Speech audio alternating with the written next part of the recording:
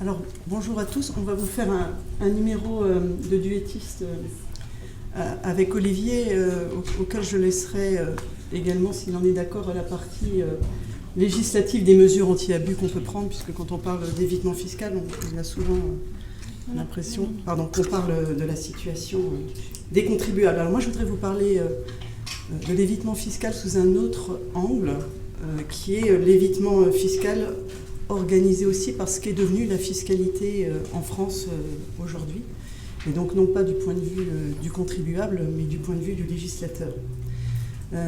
Quand on prend un peu de recul sur ce qu'est la fiscalité aujourd'hui en France, à l'origine, l'impôt est une contribution aux charges publiques qui a donc pour objet pour l'État de récupérer de l'argent pour faire face à ses dépenses, et chacun se dit que la bonne contribution aux charges publiques, c'est une assiette large avec des taux faibles. Et aujourd'hui, quand on regarde notre fiscalité, on ne peut pas dire qu'on n'ait pas beaucoup d'impôts avec des assiettes larges et des taux faibles, et c'est plutôt exactement le contraire. Alors pourquoi est-ce qu'on en est arrivé là ? C'est qu'aujourd'hui, je vous disais, à l'origine, la fiscalité, c'était donc une contribution aux charges publiques. Et aujourd'hui, la fiscalité poursuit de plus en plus d'objectifs. On remarque désormais que l'évitement fiscal, on le retrouve en matière fiscale au travers des niches fiscales, puisque c'est une forme d'évitement fiscal que de prendre des mesures particulières pour alléger l'impôt. L'évitement fiscal, on peut aussi le retrouver dans la multiplication des taxes, à force de faire de la fiscalité aussi un outil punitif. C'est pas forcément très plaisant pour les contribuables, et donc la multiplication des taxes peut aussi pousser les contribuables à un certain sentiment de trop-plein, et c'est aussi au travers de son instabilité. Vous savez qu'un tiers des dispositions du Code général des impôts sont touchées chaque année. On peut aussi se dire, s'il n'y a pas matière à trouver dans cette instabilité de l'évitement fiscal, ne serait-ce que parce qu'il est très difficile de suivre les évolutions de législation et d'être toujours au fait de ce qui se passe. Alors, je dirais, pourquoi est-ce qu'on en est arrivé là ? Je pense que la fiscalité est devenue un outil spontané et plus facile que d'autres outils de politique publique, et prend de plus en plus la place d'outils plus traditionnels qui étaient les subventions, par exemple, ou la réglementation. Alors, les subventions, c'est sûrement venu de la régulation budgétaire, qui est de plus en plus sévère, et au travers de la LOLF de plus en plus contrainte.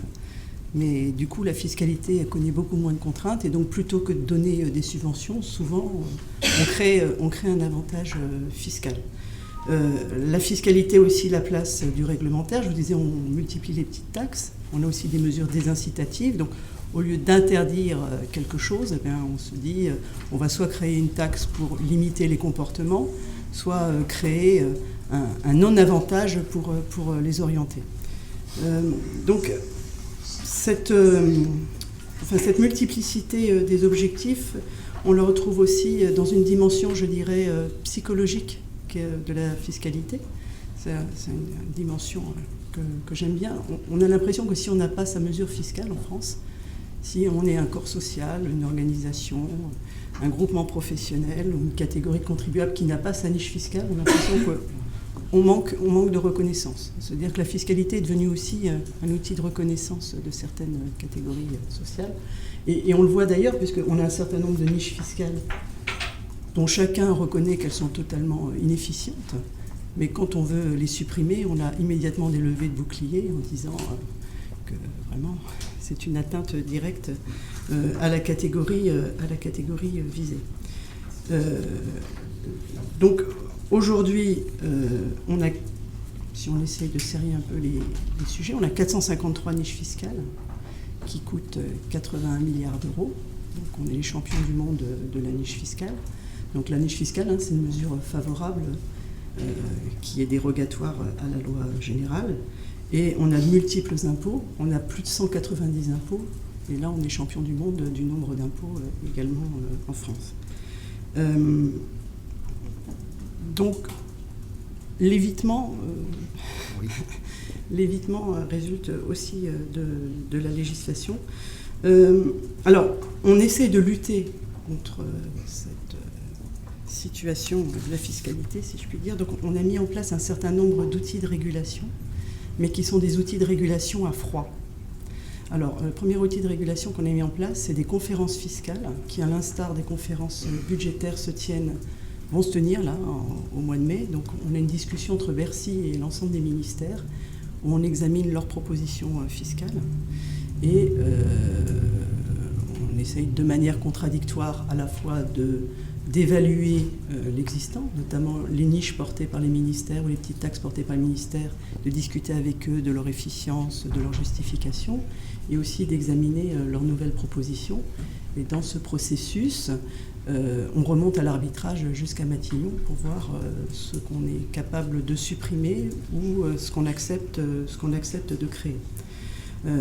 Il y a aussi désormais des évaluations préalables qui sont obligatoires pour toute mesure fiscale contenue dans les lois de finances, qui donc doivent être justifiées.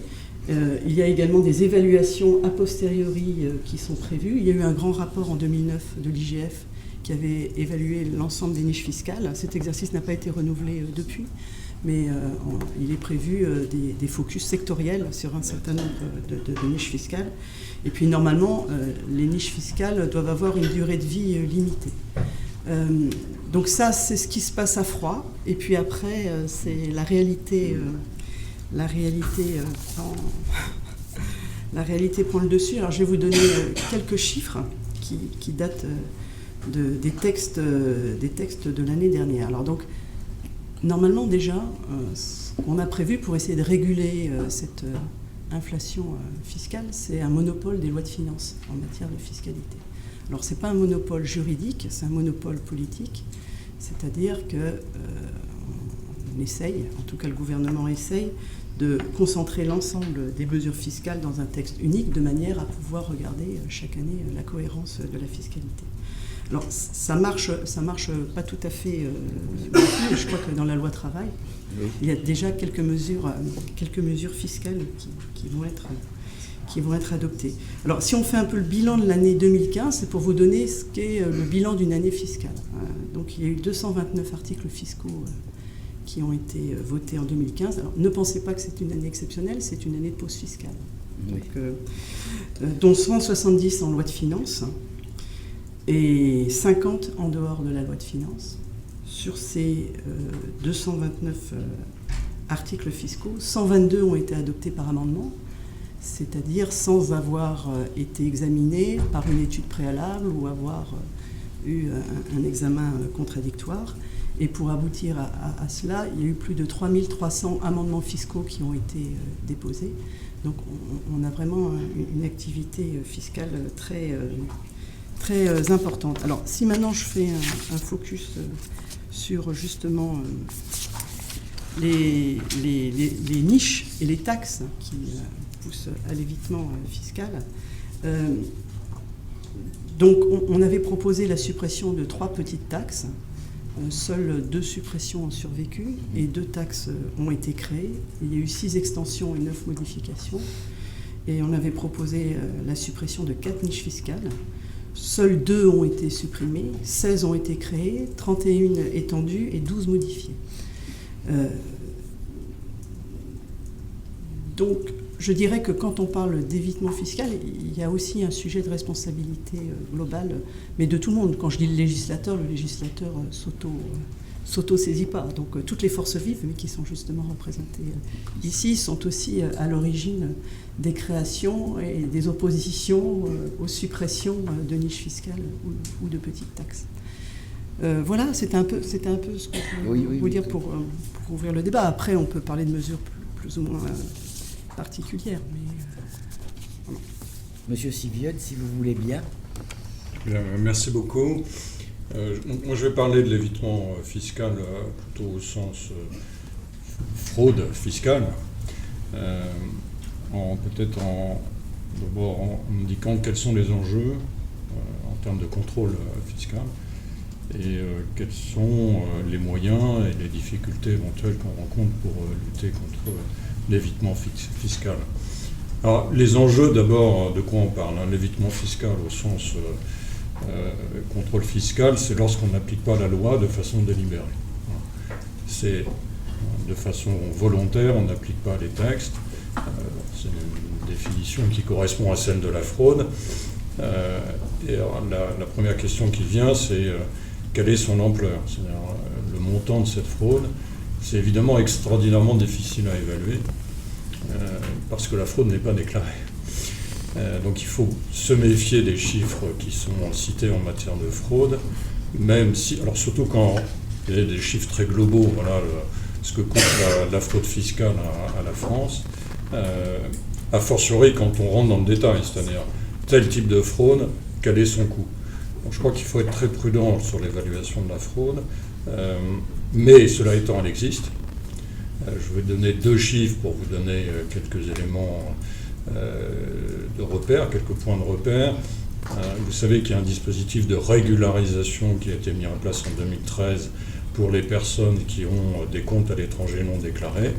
Vous savez qu'aujourd'hui, la régularisation de ces comptes a déjà rapporté plus de 5 milliards à l'État en 2 ans. Donc ça donne une idée du montant des comptes non déclarés à l'étranger, puisque tous n'ont pas régularisé, bien entendu. Deuxième ordre de grandeur, le montant des rappels qui ont été effectués par les services de l'administration fiscale en 2015, donc l'an dernier, s'élève à 21 milliards, 21,2 milliards. C'est le montant des rappels dans le cadre du contrôle fiscal. Donc la fraude existe, elle est importante. Après, la troisième question qui vient, donc toujours dans les enjeux, c'est quelle est sa nature, quelle est la typologie de la fraude fiscale. Alors, la fraude fiscale, elle a évidemment des aspects très traditionnels, mais force est de reconnaître qu'elle évolue au moins dans deux domaines. Le premier, c'est l'utilisation des nouvelles technologies, notamment de l'informatique. Pour vous donner un exemple, je vais même vous en donner 2. Celui des commerçants qui ne veulent pas déclarer toutes leurs recettes, donc qui fraudent de façon délibérée. Il y avait des moyens traditionnels, ça a toujours existé dans le passé, qui consistaient à avoir une double comptabilité.